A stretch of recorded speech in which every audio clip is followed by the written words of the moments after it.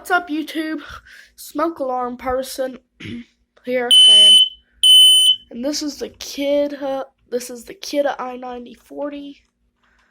Let's take you loose here. Okay. I keep thinking I'm supposed to twist it the other way, like the i9030. I just put a cheap testing battery in. I'll change it later, but here's the alarm itself.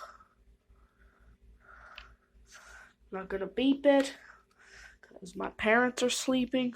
Oh well, not. Here's the mountain bracket. I made that little pencil mark. So yeah, if you ever need to change the battery, I just pull on this little yellow thing. Make sure this little red pin thing's down. If you ever get a Kidde i9040.